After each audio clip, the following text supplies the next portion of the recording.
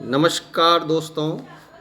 आज जिस मानसिक बीमारी के बारे में हम बात करने वाले हैं उस बीमारी का नाम है ऑब्सेसिव कंपल्सिव डिसऑर्डर, जिसको कि हम ओसीडी के नाम से जानते हैं।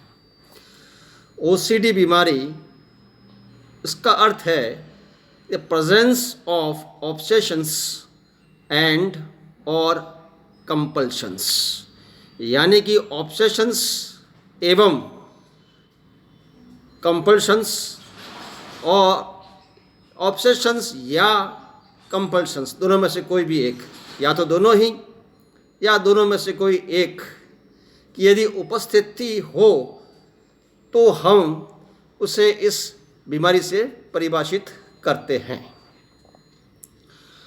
ऑब्सेशंस का मतलब है कि बार बार और निरंतर स्थायी विचार, अर्जेस यानी तलब, या इमेजेस यानी कि काल्पनिक दृश्य जो अनचाहे घुसपैठे की तरह यानी अनवांटेड एवं इंट्रूसिव की तरह अनुभव किए जाते हैं, उन्हें ऑब्सेशंस कहते हैं।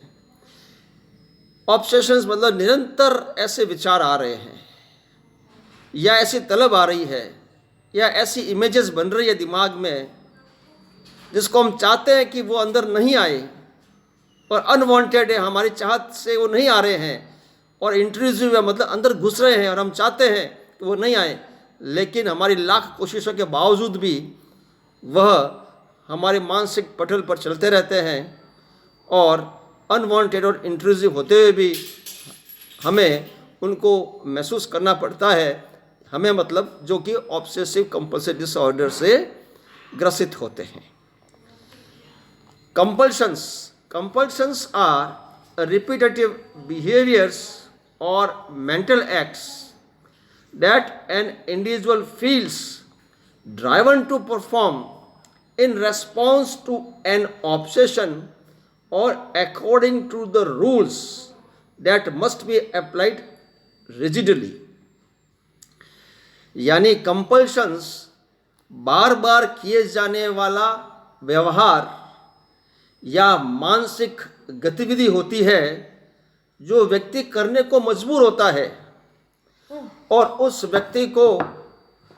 व्यक्ति में लगातार एक ही एक विचार चलते रहते हैं, और जो विचार ऑब्सेशन के रूप में संचालित होते हैं वे ही व्यक्ति को मजबूर करते हैं इस प्रकार के रिपीटेटिव या लगातार बिहेवियर अर्थात व्यवहार या कंपल्शंस के लिए। यानी कि वो लगातार उसके दिमाग में जो विचार चल रहे हैं, जो अर्जेस चल रही है, जो मेंटल इमेजेस चल रही है, उनसे छुटकारा पाने के लिए वह कंपल्सिव एक्ट्स करता है, जिससे कि वो चलती हुई इमेजेस, चलते हुए विचार एक बार तो कम से कम उससे दिमाग से निकल जाए, और उसको छुटकारा पाने के लिए वो कंपल्सिव एक्ट्स करता है। अब ऑब्सेशन जो है, कंपल्शंस या ऑब्सेशन की प्रतिक्रिया में या फिर व्यक्ति अपनी जीवन शैली में कुछ ऐसे दृढ़ नियम बना देता है, और उन नियम को और या उन नियमों को अति दृढ़ता में पालन करने से भी वह कंपल्सिव व्यवहार करने लग जाता है।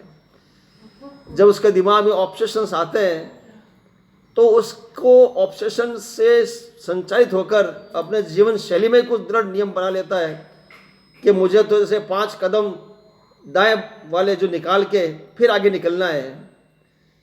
तो इस तरह के जो दृढ़ निर्णय बना लेता है, तो जब भी घर से बाहर निकलता है तो दायां कदम पहले 5 बार वो चलेगा, उसके बाद वो आगे बढ़ेगा। लेकिन जो 5 बार जब वो करता है तो उसे लगता है अभी तक मैंने 5 बार कदम नहीं, कम कदम चलाए हैं, तो वापस घर पे आता है और वापस चलता है। इस तरह से उसको रवाना होने में टाइम लग जाता है। तो इस तरह के जो दृढ़ नियम भी बना लेता है अपने ऑब्सेशन के कारण, उनको करने में जो व्यवहार होता है वो भी एक कंपल्सिव एक्ट हो जाता है, और उस कंपल्शंस का जनक बन जाता है। ये ऑब्सेसिव विचारों के कंटेंट्स के बारे में यदि हम बात करें तो ये विभिन्न प्रकार के होते हैं। जैसे कोई व्यक्ति सड़क पर जा रहा है, रास्ते में उससे कोई गंदगी दिख गई, तो गंदगी से उससे विचार उत्पन्न होंगे कि रास्ते की गंदगी उस पर या उसके कपड़ों पर लग गई है, और वो या तो जो उसके कपड़े हैं जिसको पूर्णतः गंदा समझता है, या ऐसा लगता है कि उसने कहीं भी हाथ लगा दिया है तो उसके हाथ गंदे हो गए हैं। तो ये विचार बार बार उसके दिमाग में आते रहेंगे और उसे मजबूर करेंगे कि इस गंदगी से छुटकारा पाया जाए, जबकि गंदगी लगी नहीं है, लेकिन उसको दिमाग में है कि चूँकि गंदगी मेरे वातावरण से निकला हूँ, तो या तो मेरे शरीर पे या मेरे कपड़ों पे वो गंदगी लग गई है, और उस गंदगी को दूर करने के लिए वह फिर मजबूर होता है कि उस गंदगी के विचारों को दूर करने के लिए, जो कि ऑब्सेशन के रूप में है, वह कंपल्सिव एक्ट करे। कंपल्सिव एक्ट क्या हुआ? गंदगी दूर करने के लिए हाथ धोना, नहाना या कपड़ा धोना। अब वह एक बार तो हाथ धोएगा कि चलो अब गंदगी साफ हो गई, लेकिन एक बार हाथ धोने से उसका काम नहीं चलता है। वो बार बार सोचता है कि नहीं, अभी तो गंदगी है, अभी पूरी तरह से साफ नहीं हुई है।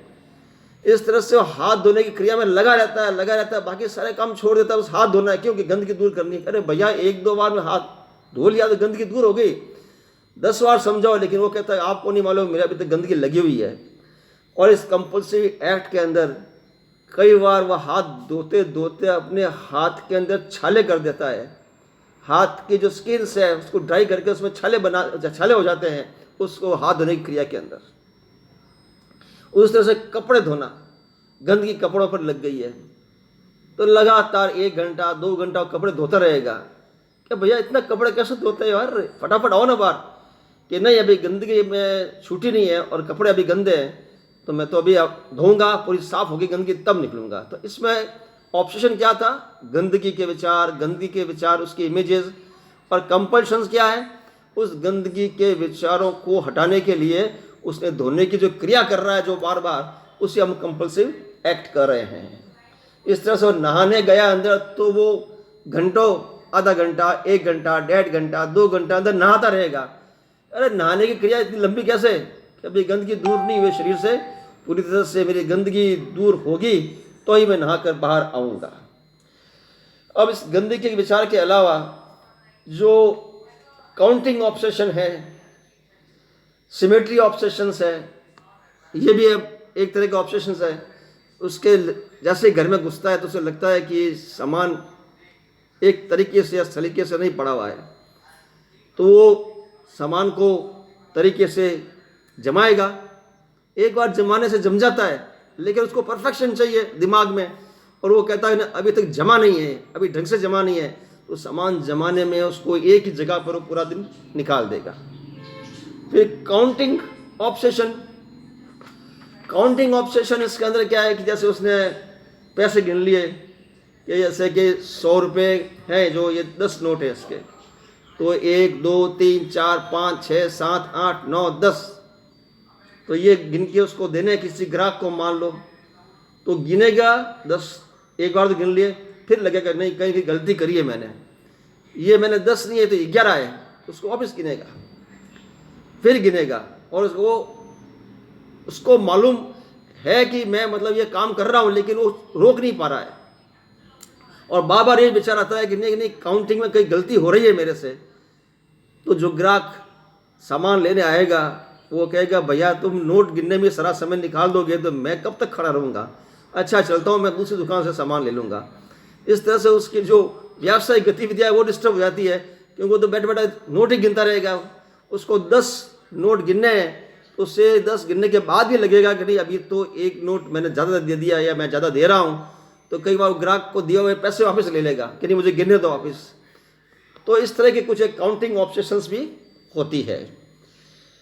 तो ये इस तरह की जो तकलीफें हैं ऑब्सेशन कंपल्शन की, तो उससे आदमी की जो सोशल है, एकेडमिक है, ऑक्यूपेशनल फंक्शनिंग है, वो सब डिस्टर्ब हो जाती है, व्यवधान बढ़ जाता है। उसकी व्यावसायिक, सामाजिक और अध्ययन के प्रति जो उसकी गतिविधियां हैं उसमें व्यवधान पड़ता है, और इससे वह बड़ी तकलीफ पाता है। तो ये कुछ in nutshell obsessive compulsive disorder के बारे में एक प्रारंभिक आपको जानकारी दी है। अगले वीडियो में जब हम अभी चर्चा करेंगे कभी इसके बारे में, तो इसके बारे में कुछ विस्तृत जानकारियाँ और देंगे। तब तक के लिए नमस्कार और सुनने के लिए बहुत बहुत धन्यवाद।